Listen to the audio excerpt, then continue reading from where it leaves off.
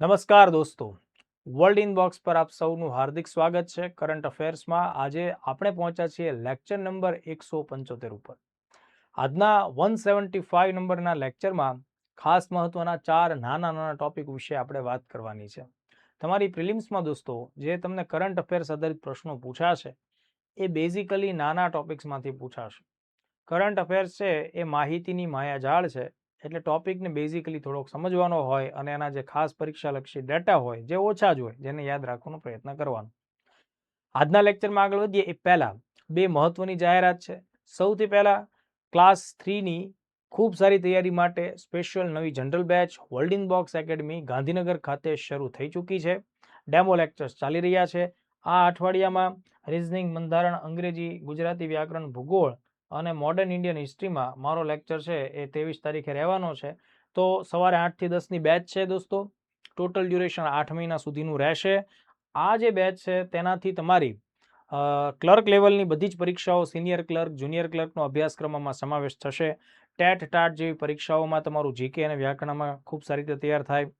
સીસીઈની પરીક્ષાઓ જે છે એનો સંપૂર્ણ કોર્સ આમાં તૈયાર થાય છે. આવનારા સમયની પીએસઆઈ, પોલીસ કોન્સ્ટેબલ આવી કોઈ પણ પરીક્ષા તમારે આપવાની હોય તો બધા જ કોર્સનો સમાવેશ આમાં થાય. તો આ ખૂબ જ અગત્યની બેચ છે. સવારનો ટાઈમ છે 8 થી 10નો. ડેઇલી તમારી એક ટેસ્ટ લેવાતી હોય છે, વીકલી ટેસ્ટ હોય છે. પુસ્તક, મટીરિયલ, સાહિત્ય તમને બેચ જોઈન કરો એટલે અહીંયાથી આપવામાં આવે છે. એ ઉપરાંત બીજી અગત્યની જાહેરાત છે પાલનપુર શહેર માટે. આવનારા સમયમાં જીપીએસસી ક્લાસ 1-2ની પ્રિલિમ્સ અને પોલીસ કોન્સ્ટેબલની ખૂબ અગત્યની પરીક્ષા જૂન મહિનામાં આયોજિત થવાની છે અને એ પરીક્ષાઓને ધ્યાનમાં રાખીને 6 મહિનાનું ટુ ધી પોઈન્ટ અગત્યનું પરીક્ષાલક્ષી કરંટ અફેર્સ લઈ અને 22/5/2026 શુક્રવારના દિવસે શહેરમાં વિદ્યા મંદિર ખાતે આવેલ કાનુભાઈ મહેતા હોલ ખાતે મારો કરંટ અફેર્સનો બહુ જ મહત્વનો સેશન રહેશે. સવારે 10 થી 1 એમ 3 કલાક સુધીનું આખું આયોજન રહેશે દોસ્તો. ફ્રી ઓફ કોસ્ટ છે, મટીરિયલ પણ મળવાપાત્ર થશે. તો એમાં કેવા મુદ્દાઓનો અભ્યાસ આપણે કરવો જોઈએ એની ડિટેલે ચર્ચા થશે. ખૂબ સારો આખો લેક્ચર્સ તમને આપવામાં આવશે. એટલે બે મુદ્દાઓ તમારા મિત્રોને લાગુ પડતા હોય એને કહેજો. બરાબર, વધુ ડિટેલ પીડીએફમાં પણ તમને લોકોને મળી રહેશે. હવે આજનો જે સૌથી પહેલો મુદ્દો છે એ પર્યાવરણ અને જૈવ વિવિધતા સાથે સંકળાયેલો છે. ગંગા નદીના બેસિન વિસ્તારમાં જોવા મળતો એક સોફ્ટ શેલ ટર્ટલ એટલે કે એકદમ કહી શકાય કે ભાઈ કુમળા કવચવાળો એક કાચબો છે. તેને સેટેલાઇટ ટેગ લગાડી અને કાઝીરંગા નેશનલ પાર્કમાં મૂકવામાં આવ્યો છે. જેના લીધે આ કાચબો બ્રહ્મપુત્રા નદીના બેસિનમાં ભળે અને આ કાચબાની ગતિવિધિ ઉપર આપણે નજર રાખી શકીએ. એટલે આ પ્રકારનું કામ ભારતમાં પહેલીવાર કરવામાં આવ્યું છે કે જ્યારે કોઈ સંકટગ્રસ્ત પ્રજાતિ હોય, એન્ડેન્જર્ડ સ્પીસીસ હોય, તો તેના ઉપર દેખરેખ રાખવા માટે આપણે આધુનિક ટેકનોલોજીનો ઉપયોગ કઈ હદે કરી શકીએ છીએ.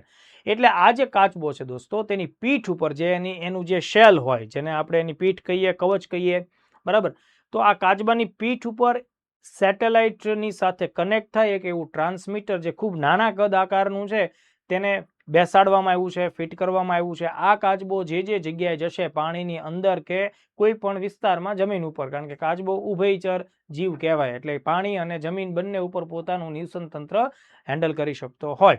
તો આ કાચબો જે વિસ્તારમાં જશે, સેટેલાઇટના આધારે આ કાચબાની મુવમેન્ટ છે ને ટ્રેક કરી શકાશે.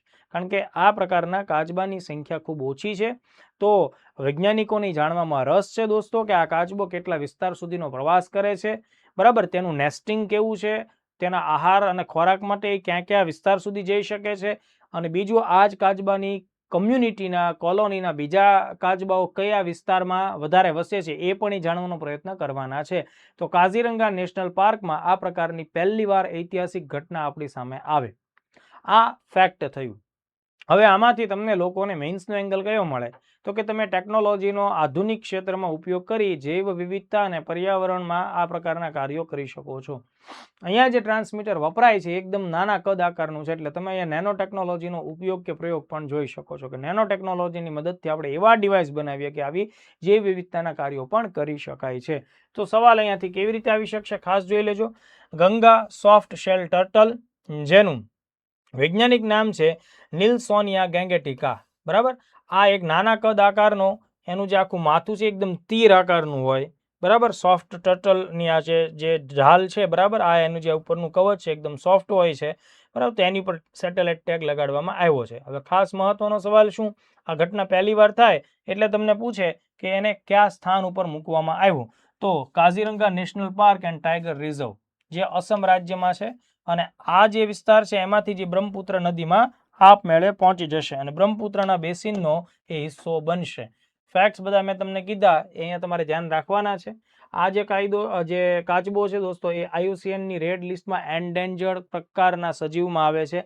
એન્ડેન્જર્ડનો મતલબ શું થાય કે જે ખતરાની ઘંટી અંતર્ગત આવે છે, મતલબ કે જેની પર સંકટ છે એટલે સંકટગ્રસ્ત સજીવ છે એટલે એન્ડેન્જર્ડ સ્પીસીસ કહેવાય.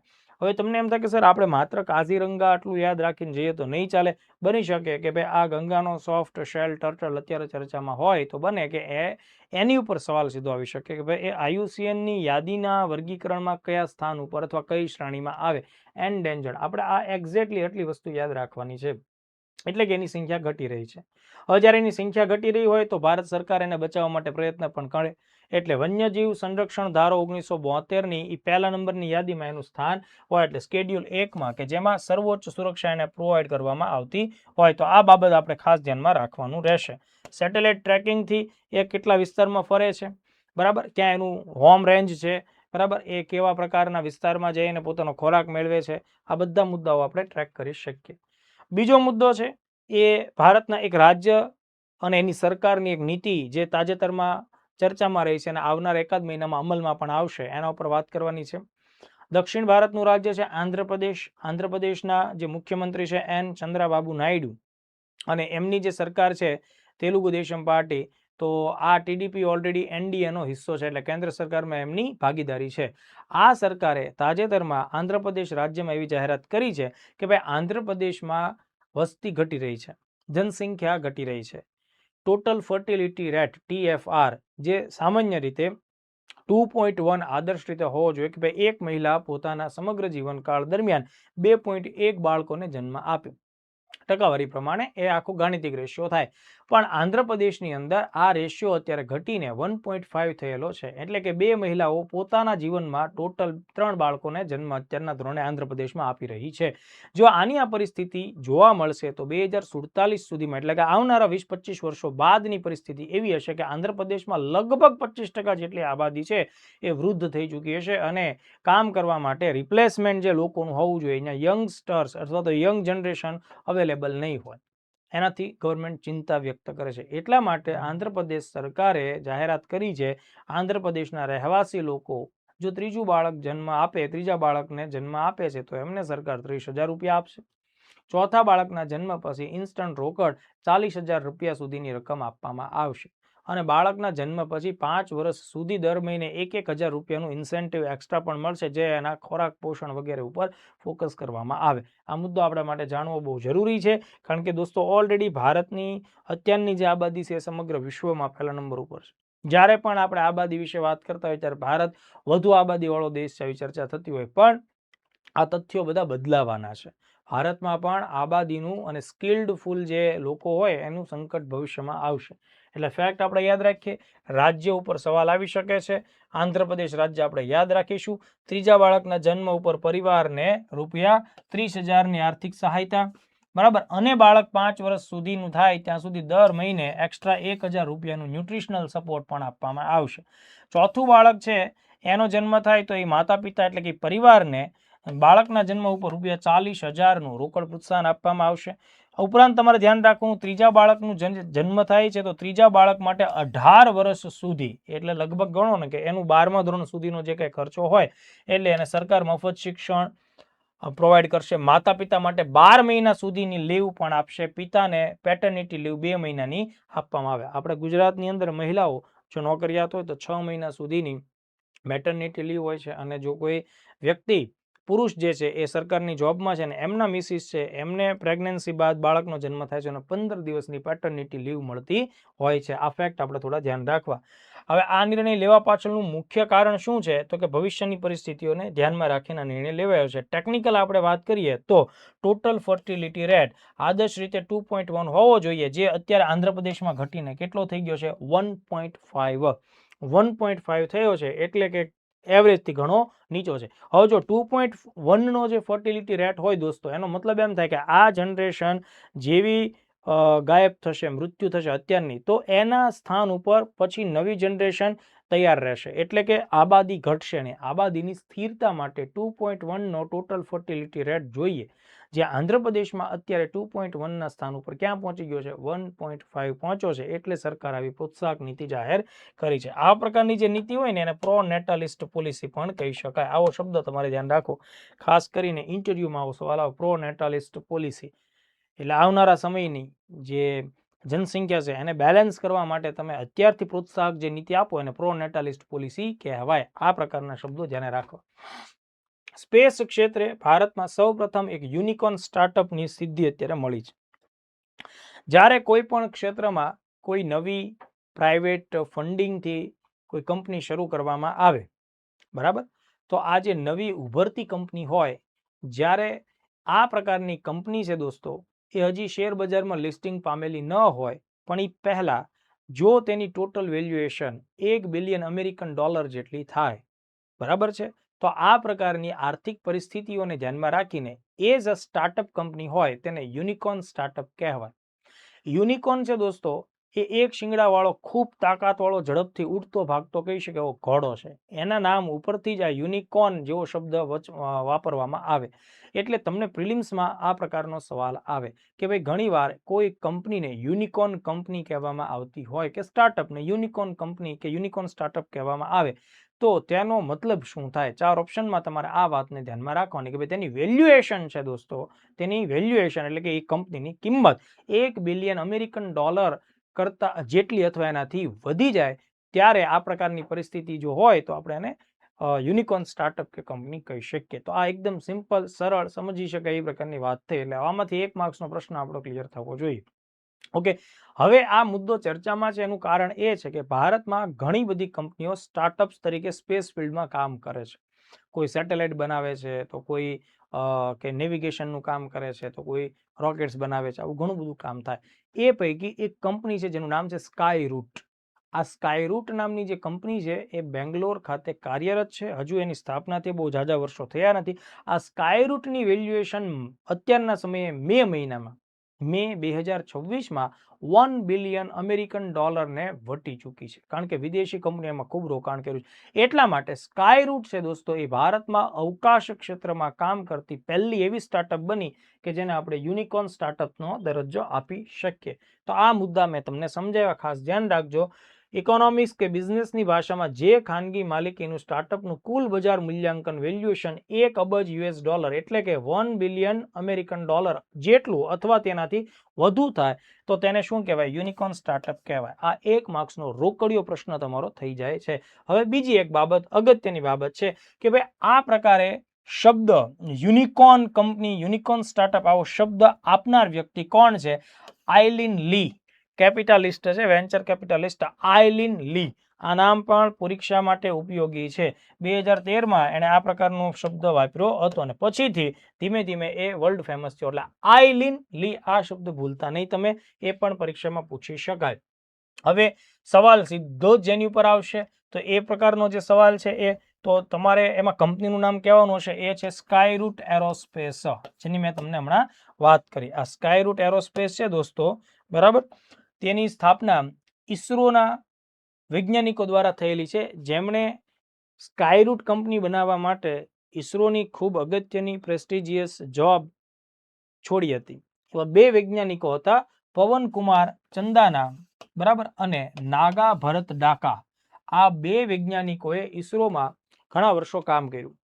ત્યાંની ઘણી બધી વસ્તુ શીખ્યા, સમજ્યા, અને પછી એમણે નક્કી કર્યું કે ભાઈ અમારે એવા રોકેટ્સ બનાવવા છે જે ઓપરેશનલી ખૂબ સસ્તા હોય, મતલબ કે ખૂબ મોંઘા ન હોય, ઇઝીલી, જેમ માણસ હવાઈ ઉડાન કરે છે એમ સ્પેસ સુધીની ઉડાન પણ ઇઝીલી થવી જોઈએ. એટલે ઓછા ખર્ચે કેવી રીતે રોકેટ બની શકે અને તેનું સંચાલન થાય, આ એ લોકોનો મુખ્ય ટાર્ગેટ છે.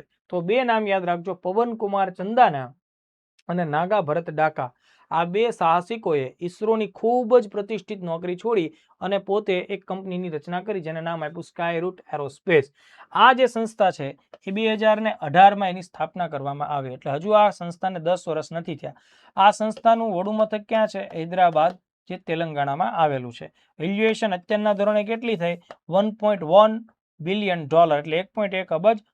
તાજેતરની અંદર જ $60 મિલિયન, એટલે કે લગભગ 500 કરોડ રૂપિયાનું તેમાં નવું ફંડિંગ એડ કર્યું. ઠીક છે, એ બધા ફેક્ટ આપણા માટે જાણવા એટલા ખાસ જરૂરી નથી, પણ આ શબ્દ બહુ મહત્વનો છે. સ્કાયરૂટ ભારતનું પ્રથમ સ્પેસ ટેકનોલોજીનું યુનિકોર્ન છે. ચલો, અહીંયા સુધીના મુદ્દા આપણે ધ્યાને રાખીએ. બીજું, આ સ્કાયરૂટ એરોસ્પેસ કંપની વખણાય છે એક ખાસ પ્રકારની પ્રોડક્ટ માટે જેનું નામ છે વિક્રમ-1 અથવા વિક્રમ રોકેટ. આ ભારતનું પ્રથમ પ્રાઇવેટ કંપનીએ તૈયાર કરેલું ઓર્બિટલ રોકેટ છે. બહુ મહત્વની વસ્તુ છે વિક્રમ રોકેટ, બરાબર, એ સ્કાયરૂટ કંપનીએ બનાવ્યું છે. એ ફેક્ટ આપણે ધ્યાને રાખ્યા. હવે ચોથો નાનો મુદ્દો છે, પણ એ મહિલા સશક્તિકરણ સાથે જોડાયેલો છે. ભારતની વાયુસેનામાં જે એક્સપર્ટ લોકો હોય કે જેમની પાસે ખૂબ બધો અનુભવ છે ફ્લાઇટ્સ હેન્ડલ કરવાનો, ઉડાન ભરવાનો, એ બધા ટોપ લેવલના એક્સપર્ટ્સ જે લોકો હોય એમાંથી કેટલાક લોકોને ફ્લાઇંગ ઇન્સ્ટ્રક્ટર તરીકેની જોબ મળતી હોય, એટલે કે પાયલોટને તાલીમ આપનારા શિક્ષક તરીકેની જોબ મળતી હોય. એમણે, કારણ કે પોતાના વર્ષો જૂનો એક્સપિરિયન્સ છે, ખૂબ બધી કલાકોનું અને ટેકનિકલ વસ્તુઓની ફાવટ છે, એવા લોકોને ભવિષ્યના પાયલોટ્સ તૈયાર કરવાનું કામ સોંપવામાં આવતું હોય. એમાં અલગ અલગ શ્રેણી હોય, બરાબર. આ પ્રકારના જેટલા શિક્ષકો હોય એમણે પણ પોતાની શ્રેણીમાંથી ઉપરની શ્રેણીમાં જવા માટે વિવિધ પરીક્ષાઓ અને કસોટીઓ આપવી પડતી હોય. તો તાજેતરની અંદર જે ટોપ લેવલની સૌથી ઊંચા કક્ષાની જે ફ્લાઇંગ ઇન્સ્ટ્રક્ટર તરીકેની શ્રેણી છે જેને કેટેગરી એ કહેવાય, એમાં અત્યાર સુધીમાં બધા પુરુષ ઇન્સ્ટ્રક્ટર્સ એટલે કે શિક્ષકો તરીકે પુરુષો જ હતા. પહેલી વખત ભારતમાં એક મહિલા છે એ તાલીમ આપવામાં સૌથી અઘરામાં અઘરી લેવલનું જે શ્રેણી હોય એમાં સફળતાપૂર્વક પહોંચે છે. એમનું નામ છે સાન્યા. તો તમારે ખાસ ધ્યાન રાખવાનું છે, અહીંયાથી સવાલ આવશે, ભારતીય વાયુસેનાના સ્ક્વોડ્રન લીડર, એ આ એક પદવી છે, બરાબર, આ એક હોદ્દો છે, સ્ક્વોડ્રન લીડર સાન્યા. આ નામ યાદ રાખજો. કેમ? તો કે એમણે તાજેતરમાં બહુ મોટી સફળતા પ્રાપ્ત કરી છે. કેટેગરી એ ક્વોલિફાઈડ ફ્લાઇંગ ઇન્સ્ટ્રક્ટર તરીકે એમની પસંદગી થઈ છે, બરાબર. મેં તમને આખો મુદ્દો સમજાવ્યો કે ભાઈ ભવિષ્યના પાયલોટ્સને તૈયાર કરવા માટે, તાલીમ આપવા માટે જે અનુભવી શિક્ષકો હોય, અલગ અલગ કેટેગરીના હોય, એમાં જે કેટેગરી એ છે એ સૌથી ટફ પ્રકારનું શિક્ષણ આપવાતું જે આખી શ્રેણી છે એ હોય. તો એમાં પહેલી વાર એક મહિલાનો સમાવેશ થાય છે, એનું નામ છે સાન્યા. તેઓ 2015માં ભારતીય વાયુસેનામાં હતા અને 2021માં એમને સ્ક્વોડ્રન લીડરનું પદ મળેલું છે. સ્ક્વોડ્રન લીડર હોય એમને જનરલી શું કરવાનું હોય? તો કે એક સ્ક્વોડ્રનને લીડ કરવાની હોય. એક સ્ક્વોડ્રનની અંદર ભારતની અંદર જનરલી 18 જેટલા લડાકુ વિમાનો હોય. એટલે આમના માર્ગદર્શન હેઠળ જ્યારે પણ લડાઈની પરિસ્થિતિ થાય એટલે એમના કમાન્ડ હેઠળ 18 જેટલા એરક્રાફ્ટ ઉડાન ભરતા હોય, બરાબર. તો એ જે સ્ક્વોડ્રન હોય એનો જે લીડર એટલે સ્ક્વોડ્રન લીડર, એટલે કે સમૂહ, group captain, one kind of આપણે તમે કહી શકો છો, બરાબર. તો આ રીતની પોસ્ટ ઉપર હતા અને એ રીતે એમને સફળતા મળી. તો આઈ થિંક આજના જે 4 મુદ્દા છે એ નાના નાના મુદ્દા છે, એ તમને લોકોને ખાસ સરળતાથી આવડવા જોઈએ. મેં શક્ય એટલા સરળતાથી તમને સમજાવવાનો પ્રયત્ન કર્યો છે. એમ છતાં પણ કોઈ મુદ્દામાં તમારો ડાઉટ હોય તો તમે મને પ્રશ્ન તરીકે રજૂ કરી શકો છો. કરંટ અફેર્સમાં આપણે એવો પ્રયત્ન કરવાનો છે કે આવનારા સમયમાં પણ આપણા મેક્સિમમ ક્વેશ્ચન્સ છે એ પરીક્ષાઓમાં આવે. જય હિન્દ, જય ભારત.